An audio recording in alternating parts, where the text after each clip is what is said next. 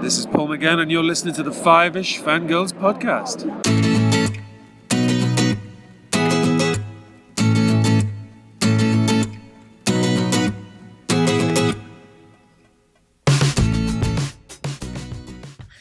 The tensions this week continue all the way to episode 404 of the Fiveish Fangirls podcast.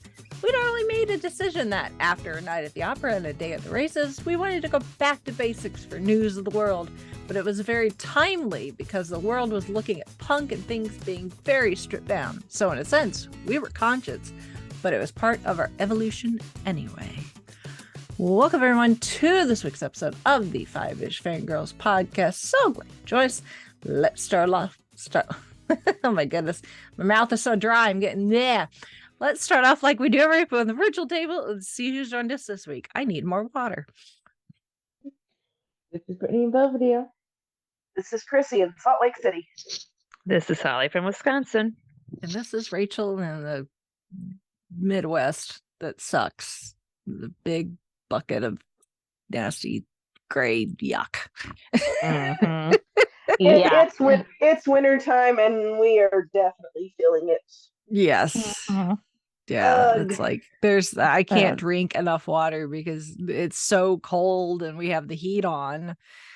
And poor Chauncey, he runs warm, so he does not need the heat up nearly as high as I do. But with I tend to run cold anyway, and then with my thyroid issues, that makes me run even colder. So I'm like, so he's got the heat turned up, which is great because it keeps me from turning into a popsicle, but it also makes it very dry in here, and it's like bleh. And then there's me. It's just cold or dry and cold over here, and I have Chauncey's problem. I run hot, so I have a fan on and freezing everybody else out. Sorry. So And I kind of both ends of the extreme. Sometimes too hot, sometimes cold. Anyway, wherever you are in your neck of the woods, unless you're in the southern hemisphere and it's summertime, in which case, screw you. Yeah. We for those in the southern hemisphere, just it may be summer going into fall for you eventually, but just winter's coming. Winter will be leaving us here eventually. So and then it'll be coming for you. So anyway, we're cold, we run hot, we run cold, we're just all over the place. Yeah. So and Rachel, when you introduced our episode and it's 404, I was like, dang, we should have made a 404 joke. Yeah, well, and my brain my brain did kind of short circuit there for a second. So yeah. I had a 404 error. Podcast not found, but no, Yeah. Podcast is indeed found, and we have some fun things to discuss. Yes. So, but first we got decent amount of news. So, of course, awards season trugging right along as we made our teams for this year's pod versus pod competition. So, as Oscar nominations are being announced tomorrow morning as we're recording this. But before we get to that, we have other ceremonies. Like, this is a little interesting. Things are a little backwards because we have both BAFTA and SAG nominations, but BAFTAs are actually occurring before the SAG Awards. Usually the BAFTAs are the last ceremony right before the Academy Awards, but for whatever reason, timing wise, it is the other way around. Maybe they couldn't get the venue or something.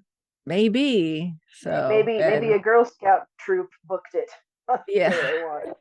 Maybe. You clean us out of cookies, it's all yours. Yeah. I have Girl Scouts on the brain because on Saturday there's a troop of Girl Scouts using our meeting room at the library. And after their meeting, all the girls came out and were causing all sorts of trouble. The adults were still in the big room, and I'm like, if you guys had brought cookies, I wouldn't be getting after you so much. If you would have brought in samples of your wares, especially the Yeah. online one that looks really, really good, we wouldn't be having any problems. Yeah, it's like, and I wouldn't have to get after you for, yelling and fighting over the puppets and the toys and everything else and scaring the little kids. Things they don't tell you about being a librarian is you have to referee a lot of fights. And you're wondering, where are your parents?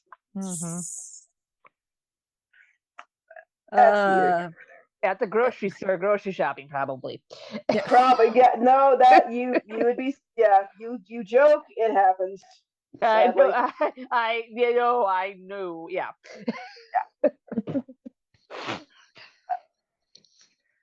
Oh my. How long till spring? Anyway, right? Go outside and play. Yeah.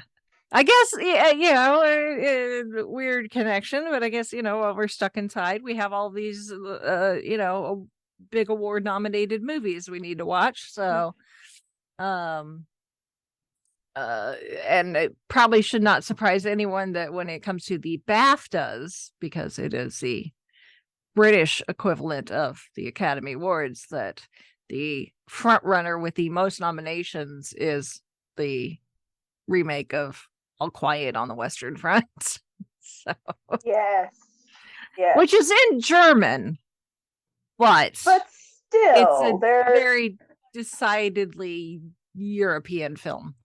So between, the last few years, there has been an uptick in non-English speaking films kind of getting some attention, whether it's All Quiet on the Western Front, RRR, or Parasite, or even just Squid Game was a big deal last year, and it's kind of like, a lot of these, and part of it could be streaming, is because Netflix brings in a lot of K-drama and Chinese drama and stuff like that.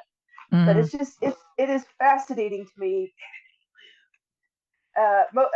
Because I've watched anime for years and years and years, so that's always been on my radar. But it's like, they're if these international things are not just for best international film, but actually in the mix for the other the more main awards, I guess you could say. So it'll be fascinating to see it. I have heard good things about All Quiet on the Western Front. I have not seen it, really, haven't really looked into it, but always, I'll hear about it on my the sports YouTubers that I follow, of all places. They'll be talking about it, and comics YouTubers and gaming YouTubers, and definitely the history ones that I follow. I'm just like, wow, this movie is kind of a big deal. So I'll have to. If you want, you can always go all the way back to the early days of Gold Standard, where we discuss the original version that won Best Picture. Yes. So. Yes. That version I have seen, and it's brutal for the time period that it was made. Yeah. So, up until, I don't know, I was an adult before I knew what World War I was all about. When you're growing up, you hear about World War II and Hitler and Nazis and the Holocaust, Pearl Harbor, and the Japanese and the Pacific Theater. You hear all about that, or at least I did. And World War I was like, I don't know what it was about. And I actually made a joke about it in middle school. It's like I was supposed to write some essay, and I don't remember what the essay was actually about, but I made this joke, kind of a tongue-in-cheek, for all I know, World War I was about some prince of one country giving dirty looks to a prince of another country, and everybody got offended and started fighting. And then I found out what really happened. I was like, well, you weren't too far off. Yeah. From a certain point of view, I wasn't too far off. But now, there's a lot of there's all kinds of media about World War I. these days. In fact, I'm reading a book that takes place in the aftermath of it, and this lord is he's a veteran of the war, and he comes back and he like shuts himself away from his family, and this lady who is an artist is hired to do a painting for their family, and so she comes. It's sort of very like sort of a Beauty and the Beast sort of story, but it's like there's flashbacks about the war, about World War One and things like that. So it's just kind of interesting. Like we've gone so long with media about World War II, and now we're getting a bunch of stuff about World War One. So I'm like, I don't know. Mm-hmm. It's just something that's fascinating to me, is all. Yep. Anyway, that was my ramblings. Yeah. So the BAFTAs are February 19th. And then the Screen Actors Guild are going to be the following week on February 26th. And right now the head steam race metaphors are hard. Is for Best Picture potentially again Everything Everywhere All at Once, still kicking butt and taking names, and then the Banshees of Inisherin got 5 nominations apiece for the SAG Awards. So but I really just need to sit down and watch Everything Everywhere All at Once. Yeah. So, of course, the SAG Awards are movie and film. So TV and film, you mean? Yeah. Sorry. 404. Yes. Hopefully, when we get to our main topic, this is not an issue. But who the heck? That's why I have you guys. This is why I'm not a Yes. solo podcaster. We like being here too. Yeah.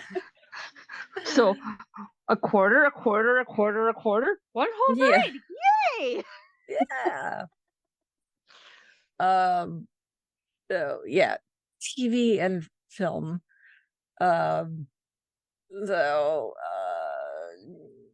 the usual suspects as far as like what films. TV shows are really popular at the moment, although we do have a nomination for both Steve Martin and Martin Short for Only Murders in the Building, although once again Selena Gomez totally left out. But Only Murders got Outstanding Performance by an Ensemble in a Comedy Series nomination, so that's good. Elizabeth Debicki for The Crown. She's playing Diana in the most current season of The Crown. So I really love seeing Angela Bassett keep getting these supporting nominations for Black Panther Wakanda Forever. I love it. The fact that she keeps winning them too, I'm like, oh, it's like, how amazing would it be for a Marvel movie to finally get an acting award? Oh, so nice. So we can hope. Come on, Angela, you can do it. Mm-hmm. So, but yeah, those will be the last awards before the Oscars, which are on March 12th. So and then we got some trailers, including a new trailer for the Dungeons and Dragons movie, Honor Among Thieves, which is way more exciting to see now that I have some experience playing D&D under my belt, because then it's like even the stuff I've not necessarily encountered yet, I just know more about like the D&D universe. Mm-hmm. You does see help to you have see that stuff background. you see stuff as in the trailer in these clips. I'm like, ooh, owl bear, ooh, gelatinous cube, ooh, a mimic. Yes. Like I know what that is. Yes. So my current group that I'm playing a campaign with, since we are somewhat local to each other, we're at least all in Indiana. Uh, uh, uh, we're all hoping we'll be able to take a group trip to the movie theater and go see it together when it is Nice. released. So should be a good time. Mm-hmm. See how it all pans out. Yeah. Yeah. And then we got a new trailer for The Mandalorian season 3. Yay.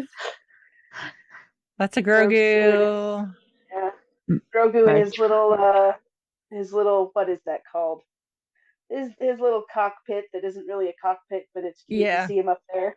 Like, Yeah. His own little personal bubble. His yes, spot. His spot. his seat. This is his seat. Yes. See. Yes. It's his co-pilot spot. See. Yes. The little trouble bopper. Yeah. Yes.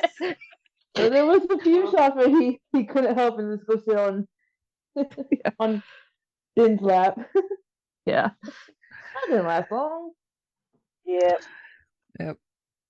So it's Grogu. He's adorable. I'm Yeah. excited. Although I have to say, because I haven't been able to watch it, but I've seen a lot of reviews for The Last of Us, and Mm-hmm. I've never played the game, but it was kind of hard to miss all the talk about it when the first game was brand new, and also about the second one, but the better.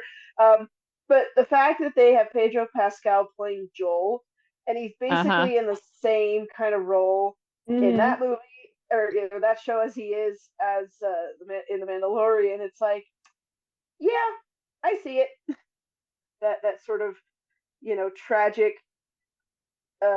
tragic figure that ends up adopting an orphan child through rather harsh through a rather harsh situation, and vowing to protect this child through any means necessary.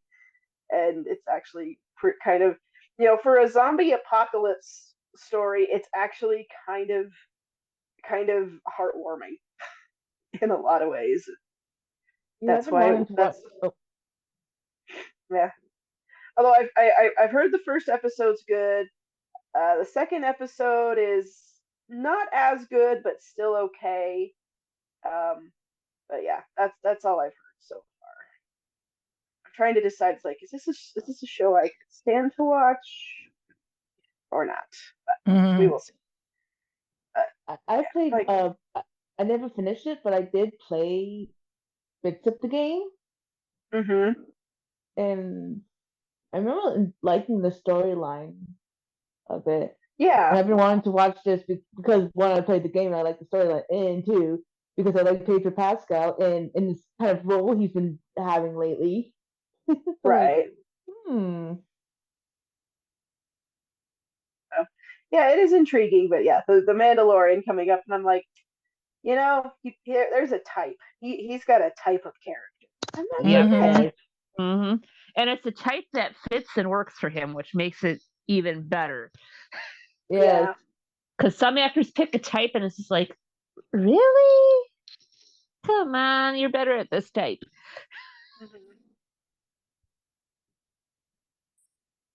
Everybody's going to be walking up to Pedro Pascal going, adopt me, please. Yeah. It's like that well, I guess it's not really Papa Bear, but Papa Wolf. Yes. Sort of archetype, which is kind of a fun one that I don't know, like stories really don't play around with that one quite as much in these days, but then you have these two properties that are like, oh, we're gonna do that, and I'm like, okay, do it well, and we'll be there for it. Anyway, so yeah, Mandalorian, And it looks like they're taking back Mandalore. See how that goes for him. Should be good. I'm excited. Less than 2 months. Yeah. And then moving over to convention info. Crazy to think, but Gen Con badges are going to be going on sale January 29th. So at noon Eastern. So once again, they are going to be doing in person and also an online version. So obviously if you want to be here in person, you gotta pay the price. But the online version is still free. So if you can't be here in person or you just don't want to, you can register for a free Gen Con online badge, but that does not begin until May 7th. So, but yeah, crazy to think that and this will actually be the 20th year of Gen Con in Indianapolis. Wow. So it moved here in 2003. So whether that means they're going to do something extra special, I do not know. We'll have to wait and see. Similar to anyone else that we think 20 years ago, it's in the 2000s now. I know. Just saying. Stop it. I'm already feeling old. Yeah. Yep. There was some posts about the Titanic 25th anniversary, and like Disney is selling all kinds of very expensive merch for that. I'm like, okay, you do you, boo. Yeah. I don't really think I need Jack's sketchbook for what was that? Like Yeah. $200. That was Oh dang. Yeah. It's like we went out last year for my birthday after we gone skiing, and it was actually on my birthday, and then we went to a Mexican restaurant after, and they had one of those signs on the walls that said, if you were born after this date, you're not old enough to drink, figuring out how long what the date would be for you to be 21. And it was my birthday, but the year I graduated high school. So it's like you were born after this date, you're not old enough to drink yet. But and you're like, that's the year I graduated high school. Yeah, so it's like if they were children being born as I was getting my diploma now, are now old enough to drink. Yeah. That's crazy. Then. Yep. Pretty much pretty much is if your birthday, if the year starts with 19, you don't have to do the math now. They know you're going to be old enough. You're at least 21. So yeah. No, there was a story going around that just online, and someone had said like they were buying either alcohol or cigarettes. I can't remember what it was. They're getting ID'd for it, and the gal at the cashier was like, "Oh, I see the 19. I know you're old enough." And they're like, yeah, I saw that. Yeah. Yeah. So apparently super old. So yeah, anyway, the thing is, I thought Gen Con had been here longer than that, but apparently not. So. Where was it before? Do you know? It was in Wisconsin. Oh, okay. I didn't. Well, I always just thought it was in Indiana, but it's like no, that's where it started. That's where it originally started. Was Lake Geneva, Wisconsin. Yep. Hence the Gen in Gen Con. So. Okay. Yep. Yep. Oh. Well, that was one thing I just didn't really follow up until. Yep. And for those wondering, it's about 2.5, 3 hours from where I live. So. Lake Geneva, that is. Yep. You were so close. Yep. So there is that. And then speaking of the Academy Awards and Gold Standard in the feeds, we've got our latest Academy Award winner for Best Picture with Braveheart. I was still about to do a quote, but I decided not to. Yeah. It may take our lives, but I can't remember the rest. They'll never They'll take never our take our freedom. freedom. Yeah. That As is we all do fantastic. terrible Scottish accents. All I can see is Dean Winchester trying to paraphrase that in the face paint. We take our lives, but they'll Yeah. never take my pie. Yeah. How I feel about it. So yeah, that's in the feeds. And then for Patreon supporters, this month's Patreon exclusive is now available. And where we discuss a actually fairly new movie. But it was nominated for Best Picture, and it is The Father.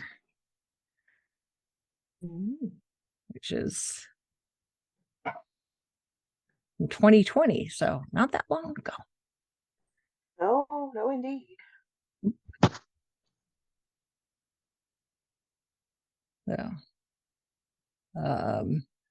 So feedback. Moving on to feedback. That's some feedback from Shalade. Yep.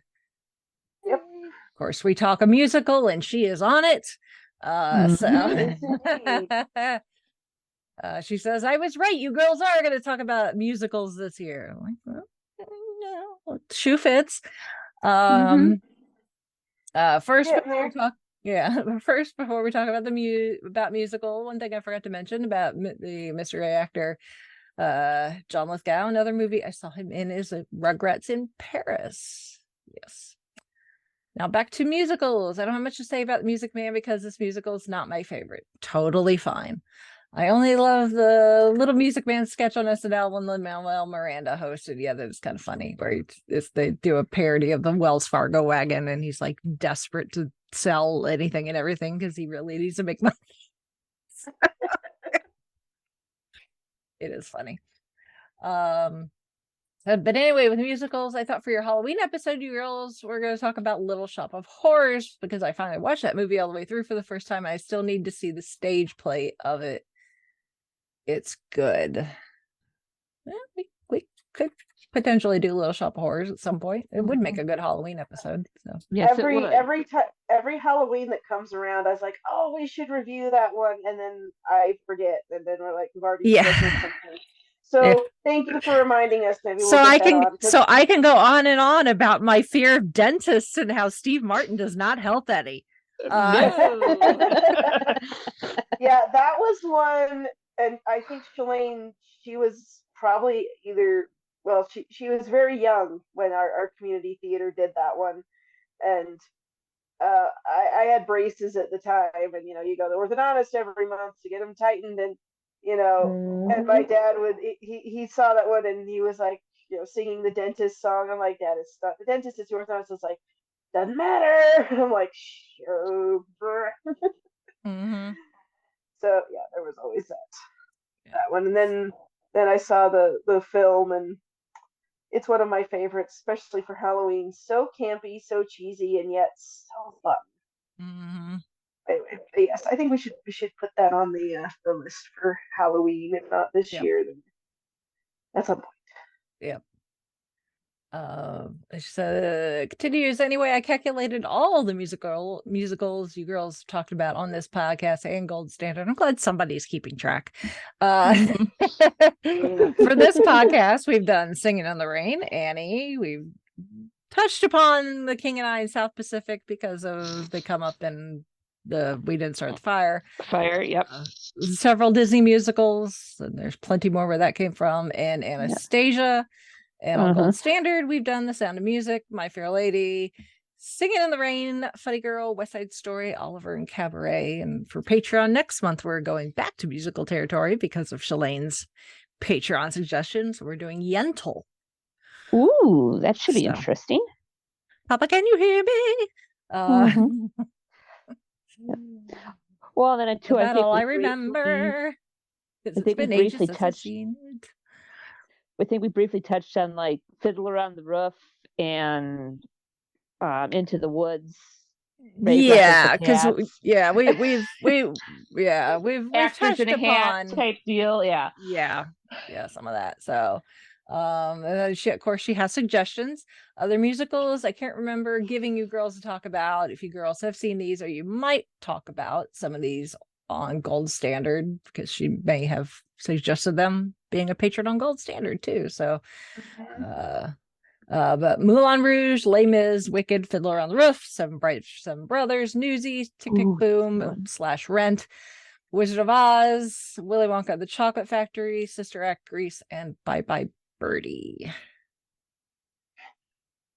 I have. We're definitely going to have to do Les Mis at some There's point, some good ones on because that I list. love Les Mis, and I need to get on a soapbox and explain just what exactly they did to destroy Les Mis in the film versions. Yeah. Because again, this is one of those. If that's the only version you've seen, you're doing yourself a disservice. You're doing yourself a very big disservice. So. Well, I will say I have the biggest soft spot in my heart for Moulin Rouge. Just I don't know. I just love it. I know it's bonkers. I know it's kind of an acid trip, but geez, it's so much fun and so good. And yes, it's the biggest downer ending, but it's kind of a downer ending that makes you feel a little hopeful. If that makes any sense. Anyway, yeah, Moulin Rouge is great. I love it. So yeah, I say yes to that one for sure. Absolutely. And these others, we're not opposed to. Yeah. And then she clarifies, because I did not realize who she was talking about, but it's Kathy Najimy was who she was talking about, who plays the evil queen in the Disney Descendants. Oh. That she finishes with, plus me and my friends go all out Disney, which absolutely. Disney is where you should go all out. And you can go all out with so many things, which makes it even better. That is Shalane's feedback. Thank you, Shalane, for your feedback and your suggestions. Take those under advisement. All right, moving on to this week's main topic, which when I was chatting with Nick after we finished recording our Patreon episode yesterday, he asked what we were doing, and I told him, and he's like, "Oh, that's my favorite." So well, we hope to do it justice. Not just for Nick, but for Nick. Yep. There's a few favorite songs that I like on this one. Yeah. Not We Will Rock You and We Are the Champions. Those are good, but there's two others that I like that hold a soft spot. Yeah. So Queen's News of the World. With the intro of the scary we robot. we were gonna do late last year, closer to the actual anniversary of the album, but then like the Queen of England died and threw our schedule for the rest of the year off. So. How dare she? The Queen knew we were going to be talking about another queen, and I guess she got jealous or something. I don't know. Yeah. Also, like October, November, December, I feel like our family at least was like sick every other week. Yeah. So that we were, but and then we got into full cold and flu season, and then it was the holidays, and people were having to travel, and so it was a whole thing. So we didn't get to it on time, but we're making up for lost time. So we're January's kind of a slow month anyway, so here we'll get to it now. So apologies for not getting to it on the actual anniversary, but better late than never. And yes, this one is a full-on classic. I think when I was growing up, my dad always had a cassette of this and Night at the Opera. Of course, let's see. So so he played sports in high school, and the football team and the basketball team, they both went to championships. And their unofficial official anthem was, of course, "We Are the Champions, We Will Rock You."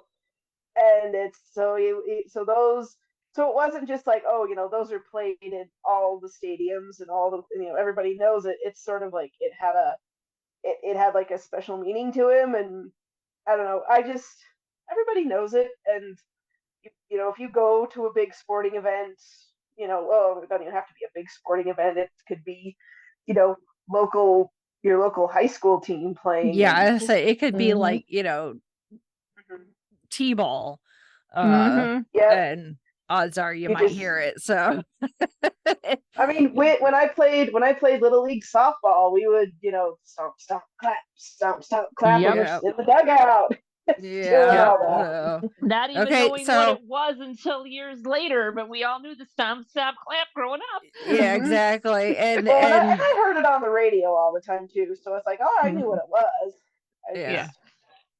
But okay, so how many, when you were a child and either didn't know the actual words or didn't care, because as children we can be extremely juvenile, so how many of you, when you did the we will rock you part, instead of just doing the stomp stomp clap, you put the lyrics on top of that, so it's like we will rock you, stomp you, knock you down and drop you, flush you down the toilet, hope you enjoy it?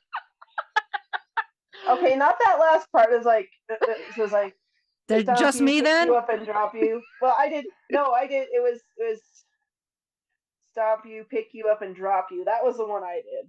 Yeah. But not. I never heard that other line. That must just be where I grew up then. It's possible, but yeah, as kids are wont to do, they're like add lyrics to songs that they especially if they're extremely juvenile.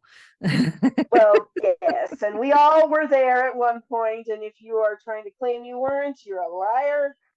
10 points from Slytherin. Yeah. Or 10 points from whatever house you are part of. Yeah. Yes. So News of the World was Queen's 6th studio album. So it was released late October 1977. It's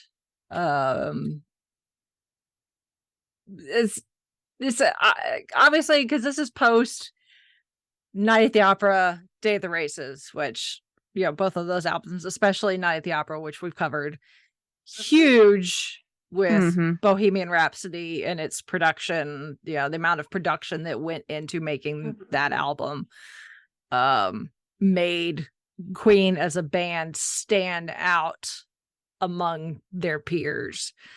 But by this point, we're getting into the mid to late 70s.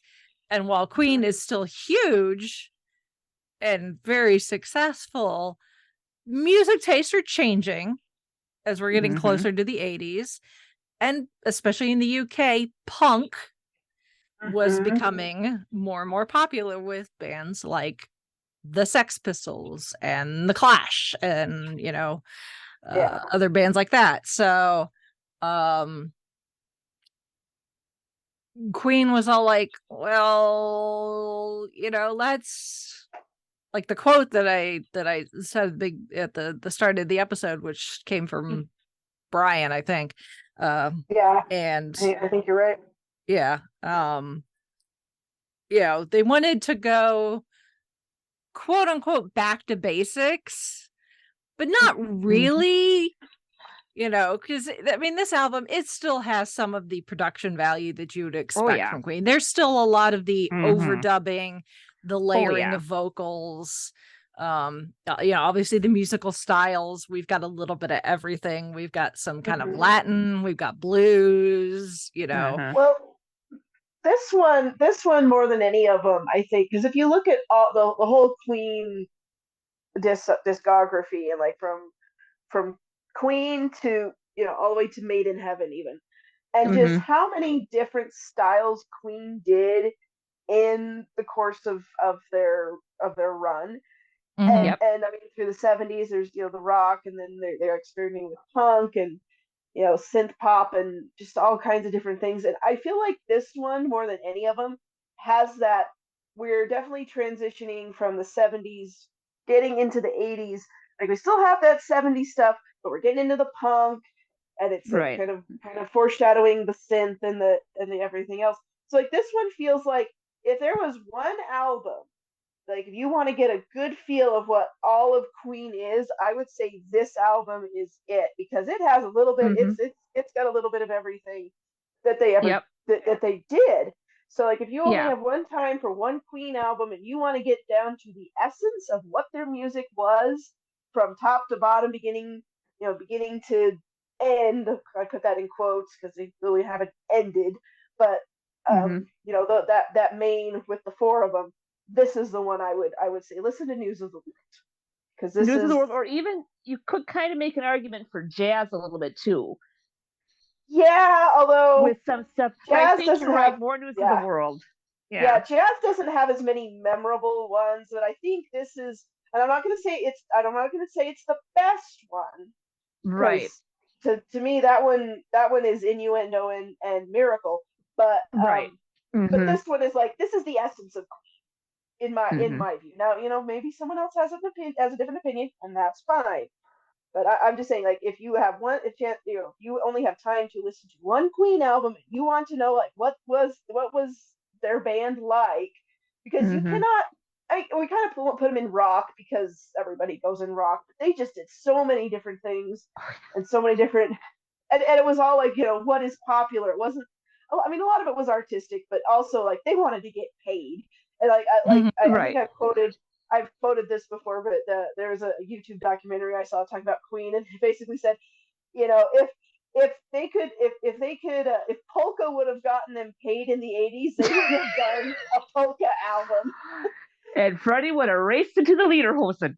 Yes, he would have, and it would have been amazing polka. Yes. Yeah.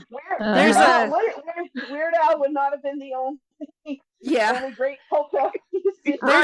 There's a story about when they were recording this album, and at one point the studio they were using was in the same building that the Sex Pistols were recording an album, and they knew of each other but had never met, but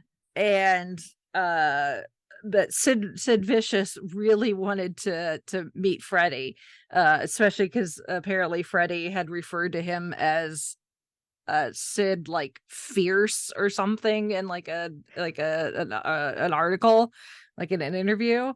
So he's making fun, poking fun, essentially, not necessarily in a malicious way, but probably, I think, more pointing out just the difference in their types of music. So Sid Vicious came over at one point and was like, hey, what do you introduce himself. He's like, what are you working on, darling? And whatever. And he said to Freddie, he's like, oh, you're trying to get make ballet popular to the more popular to the masses. And Freddie was just like, we're working on it, darling. Yeah. You want ballet music? Challenge accepted. Yes, exactly. Yes, I think part of it is like, I want to try it, and I'm going to make it the best thing ballet I can. Exactly. So that's Queen. They do a little bit of everything, and then this album is kind of the one where they do a little bit of everything. Yeah, more or less. Yeah. So I will be honest, not my favorite. Yeah, there's some decent songs on here. If I'm in the right mood, Yeah. I will, I can listen to it all the way through, no problem. Mhm. I will say that, we will rock you and we are the champions, which I'm assuming in your guys' areas are similar to mine. The local radio station, they are played essentially as one full Yep. song. Track. Yeah. Yep. Yes. You got it. Track. Yeah. I Yep. think there was one time that for whatever reason the radio station was, and it's a classic rock radio station I've listened to since I was a kid.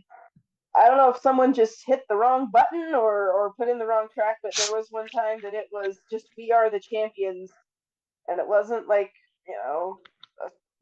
wasn't for anything special or anything, but they played "We Are the Champions" by themselves, and it was so notable because that never happens. Yeah. I was like, wow.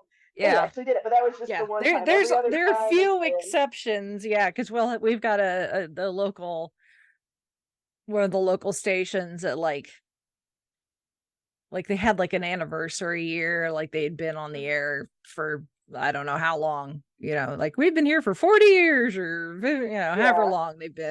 So you And play that to celebrate. And they were playing like they were doing like the greatest, some sort of list where this the songs they were doing were in alphabetical order. Okay. So just the way it fell, even though they both start with W, they didn't necessarily were in that order. Yeah. Because of the alphabetizing or something. So it's there, but it's usually some very special circumstances where they are not played essentially as one giant track. But I don't really care for either of those songs. That's fine. I can see it's okay. Yeah. Which is really, I'm against science because "We Will Rock You," which was penned by Brian May, because he wanted something that their audience could essentially participate in while being crammed together in a venue. So it's like, they can stop their feet and clap their hands. So he wrote this, and then "We Are the Champions," which Freddie wrote, which is the documentary, which I'll have linked in the show notes. It's a good documentary, by the way, for our listeners. Well worth the watch. Yeah. Putting it out there. At one point they're being interviewed or something, and somebody asked Freddie, it's like, this comes off as kind of pretentious saying "We're the champions," and they're like, yeah, I mean, if you want to take it that way, but it's not intended to be like we Queen, us four guys are the champions. It's more anyone who is listening to this song and wants to be like, I am awesome. The royal we, it's the royal we, and it's not necessarily like, I am the ultimate whatever. It's more just like, I'm awesome. I have, I hold myself in high regard, good self-esteem. Like you listen to the lyrics and it's like you paid your dues, time after time, you've worked hard, you've gotten this point, you've had setbacks, you've run into roadblocks, and you still got it, you still made it. So it's giving not like, up. Hey, it's like, it's not, oh, look at me, I'm so awesome. It's I didn't quit, and now and look at what my effort got me. Is I am the champion. We are the champions, and I think that's why it is so well regarded, especially with sports teams, because I mean, right now we're hip deep in the NFL playoffs. Thank goodness the Cowboys are out of it because can't stand them. Even too, it's not being facetious either or saying we're the best, because even there's the line, "I thank you all." It's just like it's a group effort. And even if you're not necessarily on the team, but you're like a fan and you're you were there to support.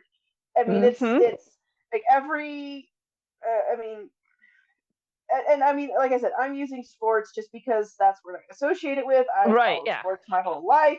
I played sports and then all of this stuff. Like you feel that when you're in there playing, and you have that this is you came and you supported us, you cheered us on, you did all these things. Like I remember when, and I don't think this would ever happen now, but when the Utah Jazz, when the first time they went to the finals, and they John Stockton shot that 3-point shot at the buzzer, and that was like that was like a huge thing. Like I know, like the game was in Houston, but we were at our house and just going nuts and all stuff. And then there was like all these people showed up at the airport to greet the team when they came back. It was the middle of the night and everything, and everyone had their signs out. And I saw things on the news, and the players were like waving at them, like even as they're.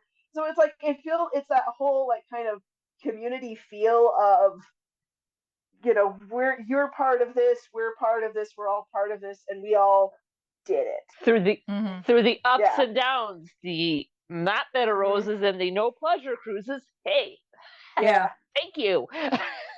So that's what I think that song really captures, and that's why it's always going to be a part of that culture and that and that atmosphere, and rightly so. And it doesn't have to just be sports, it can be anything, but sports is like where it really gets to shine. I think. So if you're and that doesn't, and you could be you got through something really, really tough. It could be anything like that. So I don't know. It's one of those that just it's always resonated with me, just for various reasons. Not just because of sports, but sports is a big part. But, but I know exactly where you're coming from, Christy. It's kind of hard to put in the words, but I know where you're coming from. Well, and you're not, and science says that you're not wrong, because obviously We Will Rock You, very, very popular. Rolling Stone ranked it number 330 of the 500 greatest songs of all time. And the RIAA, which is the record industry, ranked it 146 in their list of songs of the century. Wow. So We Will Rock You, very very, very popular. But We Are the Champions, according to a poll done by Sony Ericsson, which big label, did a poll in 2005, and We Are the Champions was voted the world's favorite song. Well, there you go. So if you look at the rest of the list, you may wonder, but we'll not worry about the rest of the list. But beyond that, that's just a matter of taste. Everyone has different tastes, except for this one. That's everybody's favorite. But in 2011, some scientists at Goldsmiths University conducted a scientific research study into what makes a song memorable, and compiled a list of the 10 catchiest songs of all time. And We Are the Champions was number 1. So science says it is the world's catchiest song. And we have the scientific study to prove it. So. Exactly. So that Freddie Mercury, he just knew how to write a really cracking melody, didn't he? Yeah. Yeah. So I think Freddie was onto something there. Little bit. Him and Brian both. That's Stardust Magic. Yeah. I don't know that there will ever be another set like that, because jeez. Not at all. So, but yeah, of course, those two songs starting off the album make the album start really, really strong, which is interesting considering these songs have become like their show closer. Right. Yeah. More often than not, because it does kind of they do kind of seem like, We Are the Champions should be a closing song. Like, we thank you all, literally. We thank you all for being here. We'll see you next time, Yes. So, but well, and maybe like with the album, it's more like, okay, you start off with your best at the beginning, and then then it just kind of goes progressively down like to the B-sides sort of thing. So it's probably that it's like, okay, this is what we're gonna open with. It's really good, it's really strong, and then we'll go from there. So I think when they're crafting the album, back in the 70s, you did albums way different than you do them now. You start off strong and then you go and then finish off from where you are. So yeah, but now like it the shows, it makes sense for them to end with We Are the Champions for sure. Yeah. So, and that's it's really I found this interesting because I apparently was not putting 2 and 2 together to make 4. But then the next track on the album is Sheer Heart Attack, which there's an album called Sheer Heart Attack. Sheer Heart Attack. Yep. This one was meant to go on that album. But it never made it. So because it wasn't finished in time. Is what happened. So they're like, well, we'll slap it on here.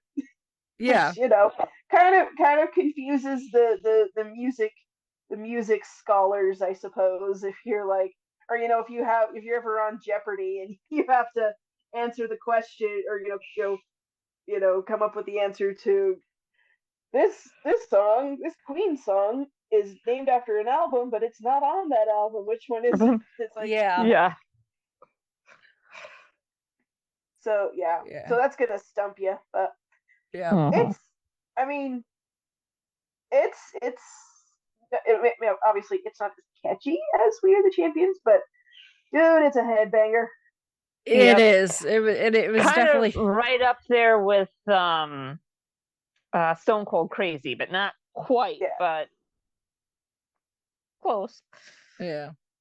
But it was in that documentary, you can if you hear Freddie say that it's not necessarily one of his favorites to perform because it's so fast. It's not an easy one to perform live.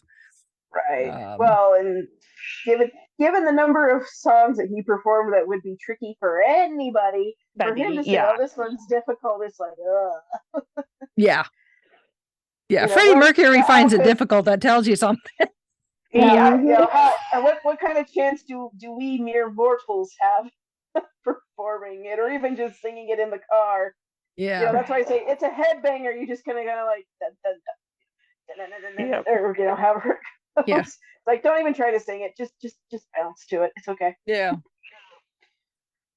Or just pretend you're John Deacon who doesn't appear on that track. Yeah.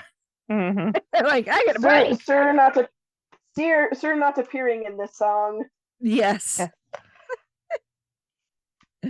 Exactly.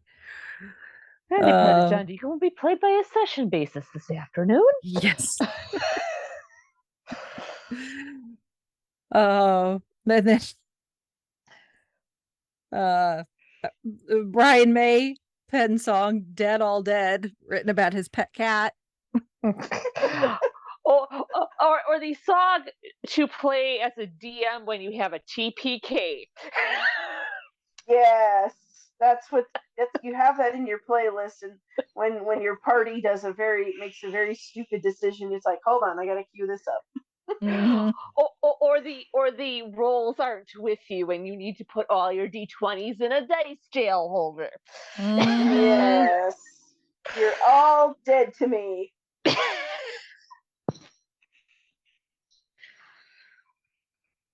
Oh, it's funny though because they released a music video for this in the last couple of years, and it's animated lyrics, and it's just following this cat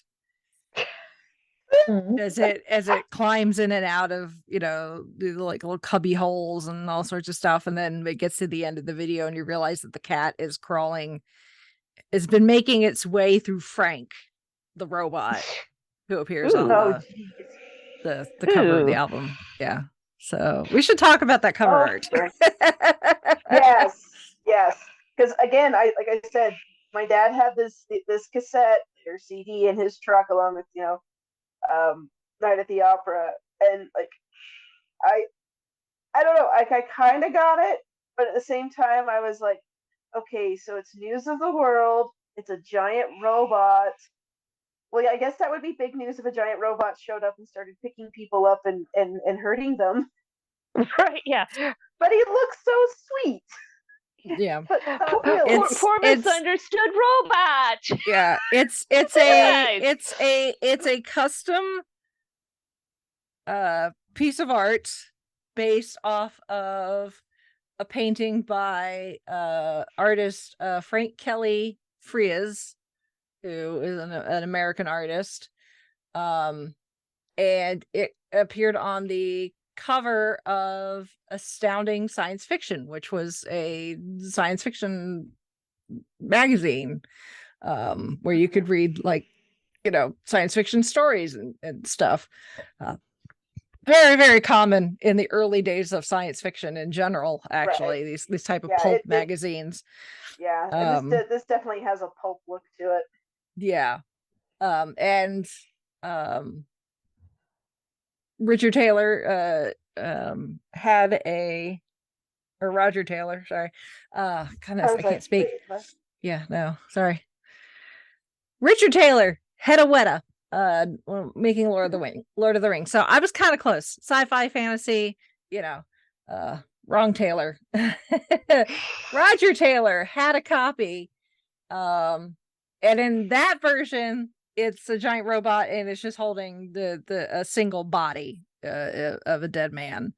And the caption on it reads, "Please fix it, Daddy."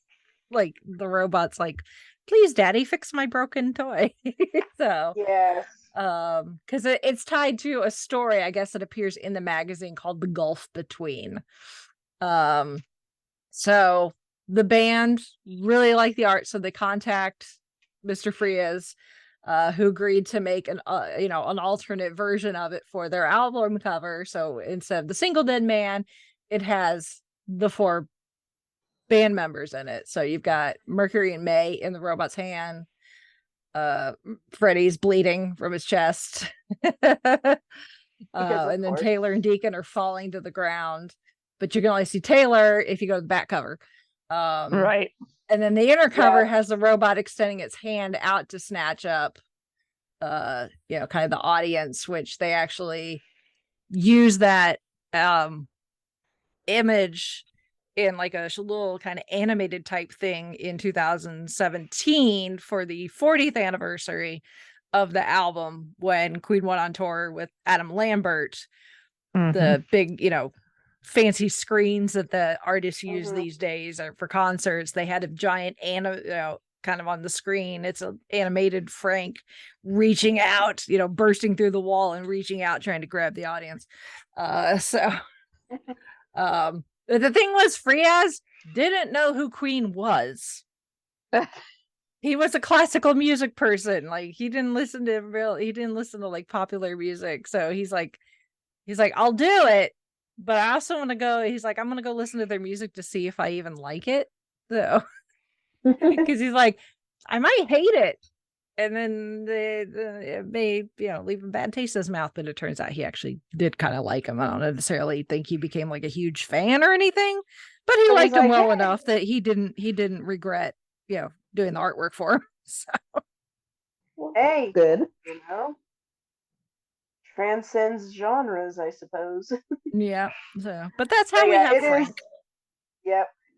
And Frank is he is I hesitate to use this term because it gets thrown around so much. It doesn't really mean anything so much anymore, but it is very iconic. it's like, yep, that's a Queen album. I mean, I know it was a pulp sci-fi image at first, but yeah, I was like, apologies to my pulp rev friends, but yeah, this album cover, it's Queen. Yep. In my process of research, I found a clip from Family Guy Oh boy. that I shared in our chat. I'll have it linked in the show notes too. Where there's an episode of Family Guy where they're going through a bunch of stuff in the attic. And Brian finds Peter's album collection, and that includes a copy of News of the World. Because he's like, oh, you've got some, good stuff in here. You got the Beatles and Aerosmith and whatever. And he's like, oh, I haven't seen this in ages. Queen News of the World. He was very excited, and then he shows it, and Stewie sees it, and Stewie freaks out. There's like this whole sub plot of this episode is Brian scaring the shit out of Stewie with this album cover. The robot is coming to get you, Stewie. Yes. Stewie. Yeah. Stewie, if you don't, he just finds a robot terrifying. Oh my gosh. So yeah, we look at it and we're like, oh yeah, Queen album cover, great. Apparently, if you're Stewie Griffin, it's terrifying. Well, and also remember, we have Iron Giants to kind of. Yes, that is true. That movie did make us find a way to be sympathetic to giant robots. Yes. Yeah. Now I will say, because when I was a kid, there was a lot of things that scared me. E.T. scared me. It still kind of does. I don't mind admitting. So Iron Giant had come out when I was a little kid. But this one didn't bug me. I'm like, oh, he's such a nice robot. Why are the people on there? Also, I knew this was the album where we had We Will Rock You, We Are the Champions, so I kind of liked it anyway. But he looks so sweet and innocent. The robot's just trying to help. He's picking up the injured people from whatever happened. Yeah, he's helping. He's helping. There's nothing wrong here. Yeah. No. That's what my little brain, when I saw the cover, he's was telling helping, me. He's not hurting. Right. Yeah. No. It's all good. Little did we know. Yeah. Oh yes. Yeah. So anyway. Good old Frank. Yeah, we love Frank. Anyway, back to the tracks. Yeah. Spread your wings. Oh, this one's so nice. I like this one. I mean, this is one. The recording out in the garden, very, very cold. Freddie borrowing the gloves of a roadie, red nose and all. Yeah. I mean, this is one of those songs the spread your wings, and you don't know the rest of the song. Fly away. Yep. Yeah. Apparently, they decided that they needed to film several music videos in the cold of this house that Roger Taylor was in the middle of buying, but actually had not finished purchasing yet. So they couldn't actually go into the house because technically he did not own it yet. So instead, they decided to go out in the garden where it was covered in snow and freezing and film several of these music videos. This is why the music video for a song like We Will Rock You, that everybody knows, it looks so cheap. Yeah. You just went out back and set up a camera and sang the song. And it was in the middle of a blizzard. We're not a blizzard, but you know what I mean. It's winter in England. It's winter in England. Yeah. So, good job, guys. This is music, 70s rock music at its finest. Mm-hmm. What do we have on hand? Chicken wire and chewing gum. That'll work. Mm-hmm. And you make something amazing. Roger's all like, I've got my new place has got a really nice garden. And they're like, oh great. And he's like, well, but technically it's January. I don't own it yet, so but we can use the garden. But the Spread Your Wings, which is more of a story, compared to some of their other stuff. This tells the story of this guy, Sammy, who works at this bar and wants a better life for himself, and his boss is all like, dude, you suck. Like, you're never gonna make anything of yourself. Yeah. Speaking of paying your dues. Yeah. But if you ignore that bit, the chorus, it's like, oh yeah, this is really like uplifting, spread your wings. It's like, yeah. Fly away.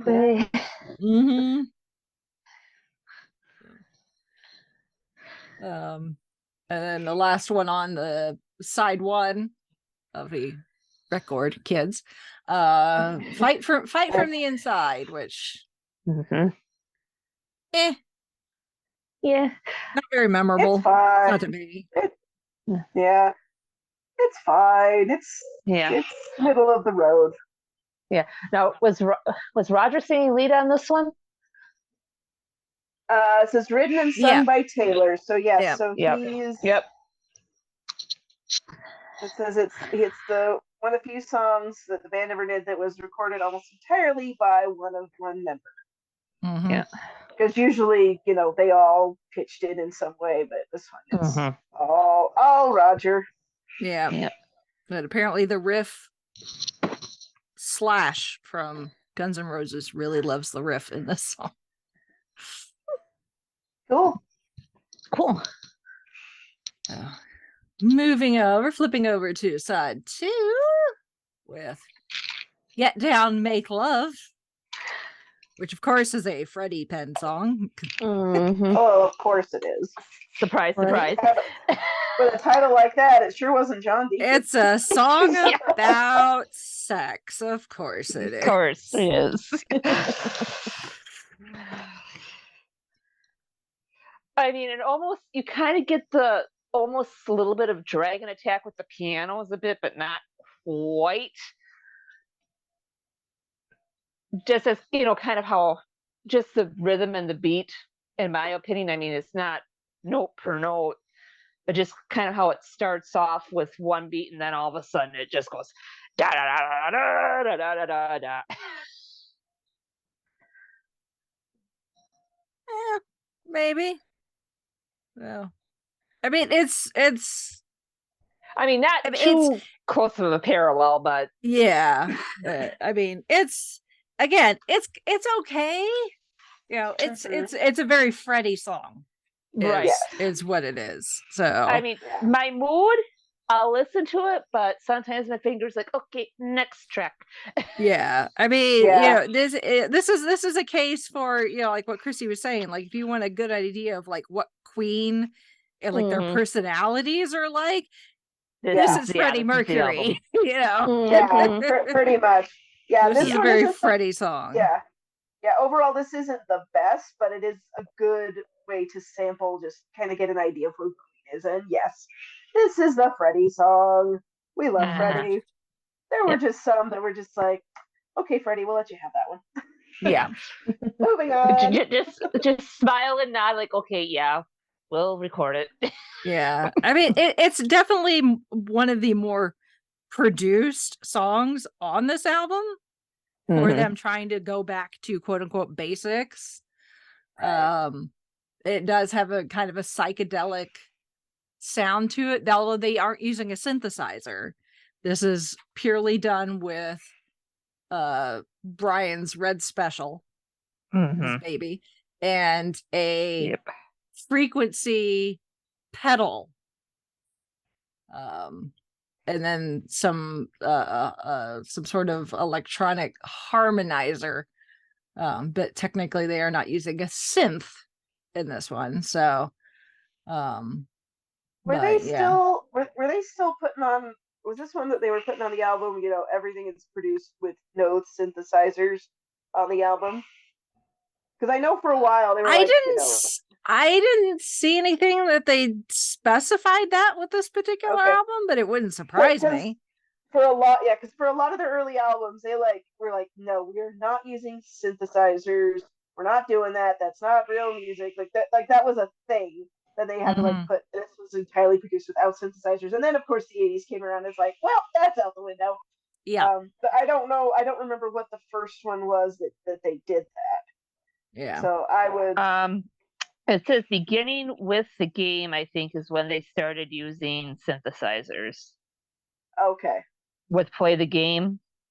Yeah, Play the Game. But before 79, they had never used synthesizers on their albums, from what I was able to quick search. Yeah. Okay. Yeah. That was. But I don't necessarily, but not necessarily do they designate that on every album. So, because I know that they did say that they made sure with to their first put that few, on. Yeah, with their first few. So I know we discussed that. So, I mean, if it tells you anything about this song, Nine Inch Nails covered it in the 90s. So.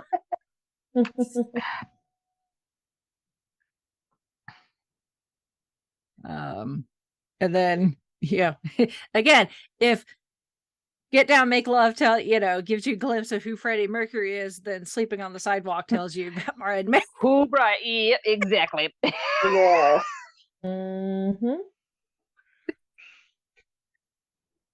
Yep. Oh, Brian, we love you. So a bit bluesy, again, telling a story about this trumpet player trying to make a living. According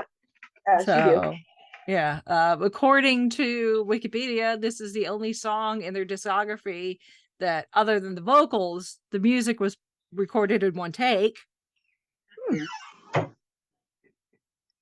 So, I mean, Brian also wrote Dreamer's Ball, and it's kind of almost got that same kind of. He's got a style.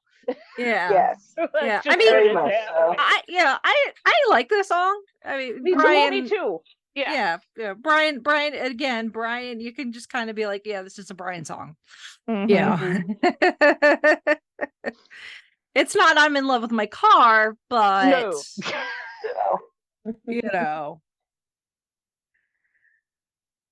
what are you gonna do? All is dead, all is dead. And again, is also a very Brian May song. So right. Yeah. One coin, two sides. Yeah. Exactly. Yep. And then you've got Who Needs You, which was written by John Deacon. Yep. And that's the Spanish DP. guitar. You can tell because he did only 7 days on the jazz album, and that was kind of the same kind of a feel, vacation-y. Freddie plays cowbell. More cowbell. More cowbell. You beat me to it. From here on out, instead of Christopher Walken, right? Think of Freddie Mercury. Yes. Although I guess technically Freddie Mercury would be the Will Ferrell part because he's playing the cowbell. Yes. Yeah. But you get what I'm saying. Yes, absolutely. You could pretend Brian May is Christopher Walken and Freddie Mercury is Will Ferrell. And substitute the rest of the guys of Blue Oyster Cult with the rest of the guys for Queen. So Yep. And then I think this is probably one of my favorite songs off of this album. It's Late. Yes. Yep. The first time I actually heard this, it was in a high school English class. We had a work day. My English teacher turned on our local classic rock radio station, and our DJ said, after the break, we have a song from Queen coming. And I'm thinking, okay, it's going to be, the We Are the Champion, We Will Rock You. another one bites the dust. It was this one. Wow. It's like I had never heard it, and I'm just like, wow, I like it. I really like it. More, please. Like, where do I get this one? Exactly. Oh, and I like how it's it's almost like each verse is its own little opera section, but not quite. Right. Because that's what Brian was trying to do, was to make this like a 3-act play. Right. And it's so good. This one I will go back and listen to. I mean, just that opening intro with the guitar riff is just like, yeah, I'm there. This one I would have loved. I know the Foo Fighters' Taylor Hawkins was a great big Queen fan. I would have loved to have seen heard the Foo Fighters cover this one on their tour. I think that would have been interesting to hear their take on it. I mean, just for the rocker that it is. So yeah. Out of the whole album, this is my favorite. This is one of my 2 faves. Besides Spread Your Wings, number 2 is coming up. But this one's number 1. Yeah. And then to round it out, My Melancholy Blues. Blues. Yep. It is melancholy. It is bluesy. It's a very interesting way to finish out an album. Yeah. Like, and you're done. Buy the next record, please. Yep. Yeah, we have to sober up now.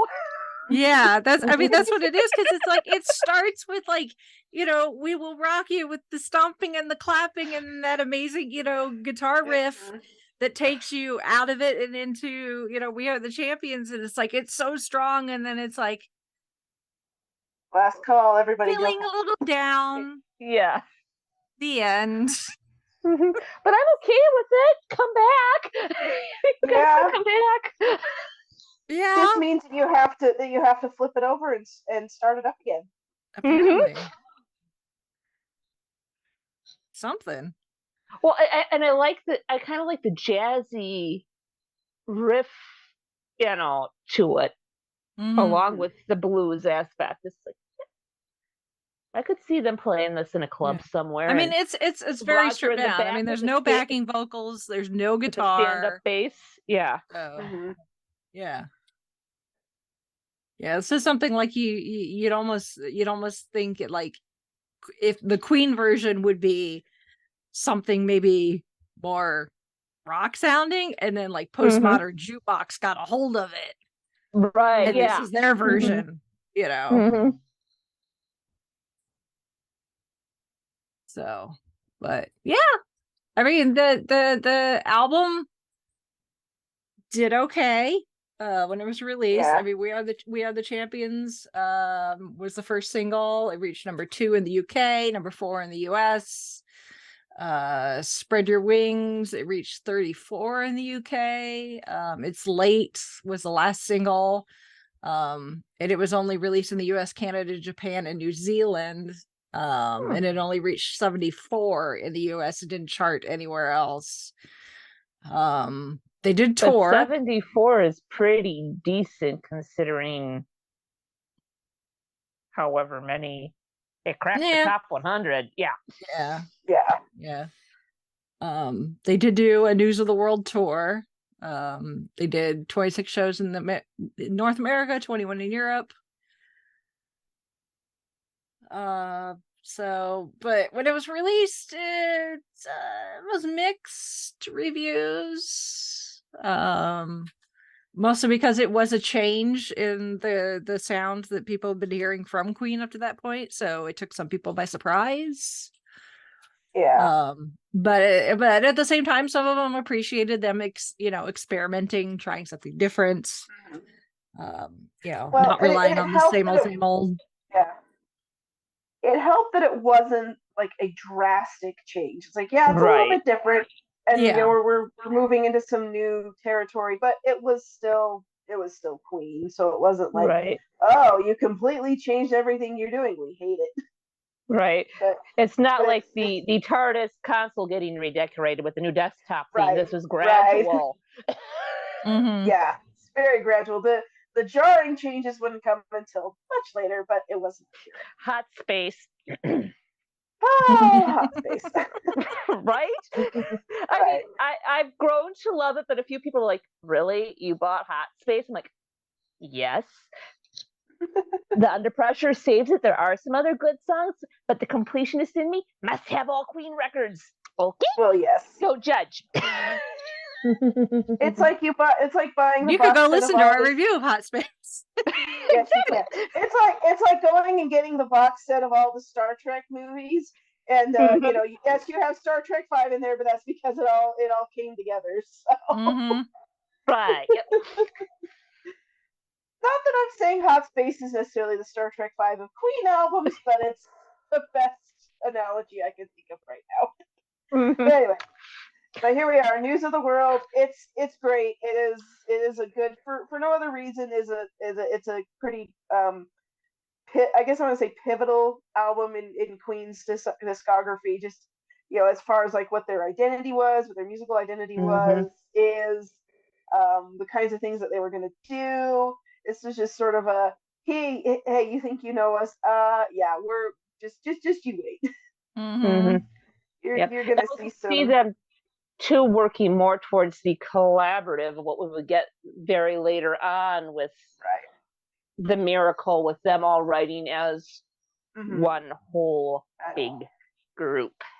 Yeah, as Queen, and not, you know, oh, this one is Brian and this one is these 5 are Freddie and John gets one or Roger gets a couple. No, that's later. It's all we're Queen. Yeah. So this is sort of the start of that. Yeah. So there's our news of the world rundown. Anybody else have anything they want to chime in with? Give it a listen. All I gotta say. Hey, please, if there's a Queen album that we haven't covered yet that you would like us to cover and put on our list, which I'm sure we probably will. Well, yeah, considering like, you know, list. We've only done what? This is 3? Yeah, I'm like we did Night at the Opera. And we did done Hot Space. Hot Space. Yeah. And then we've done this. So this one. Yeah. Okay. For some reason I was thinking we'd done Sheer Heart Attack, but maybe not. Maybe I was No, not yet. Not yet. I thought did we do a Day at the Races? No, we just did Night at the Opera. Okay. Just checking. We're kind of on a traveling vortex method. Wibbly wobbly, timey wimey. Yeah, we're just all over the place. Yep. I mean, eventually, yes, I want to get in and do the Miracle, because that one is my personal favorite. Even though, yes, everyone will agree Innuendo is the best, but I love Miracle. But we'll get to that eventually. Anyway. So, well, if any of our listeners want to chime in on their thoughts on the News of the World album or any other Queen topics, you know, what's your favorite song from this album, or did you get freaked out by Frank the Giant Robot as a child? You know, or have you heard any other? You thought he was a friendly robot, and not a meanie. He's a friendly robot. He didn't mean to hurt those people. Send us some feedback. Our email address is fiveishfangirls@gmail.com. And you can also go to our website, which is the5ishfangirls.com. And that has links to all of our social media and ways that you can support the podcast if you feel so inclined, through our merch shop and Patreon and things like that. You can also, you know, leave us a comment on Facebook or Instagram or our YouTube channel. We read out those as well. But, you know, we're just glad you're here, enjoying this crazy ride that we have. And thank you for listening and subscribing and all your support. It means a lot to us. And we hope we can keep you entertained throughout everything that's going on. All right. With that, we shall sign off for this week. This is Sydney Douglas saying goodnight. This is Chrissy saying goodnight from Salt Lake City. This is Sally from Wisconsin saying good evening.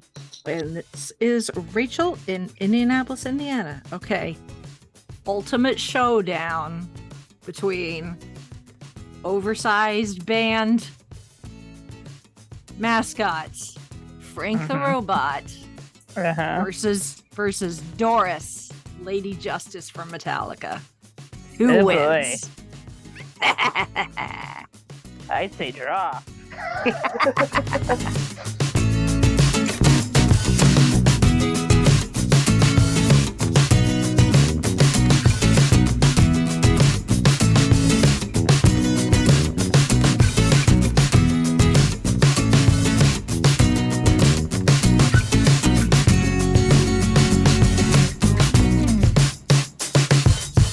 Thank you for listening to the Fiveish Fangirls. Please visit thefiveishfangirls.com for details on how to further support the show, along with information on our nonprofit, Fangirls Give Back. We love our Fiveish fam and appreciate all of your feedback, shares, and encouragement. Remember to keep letting your geek flag fly.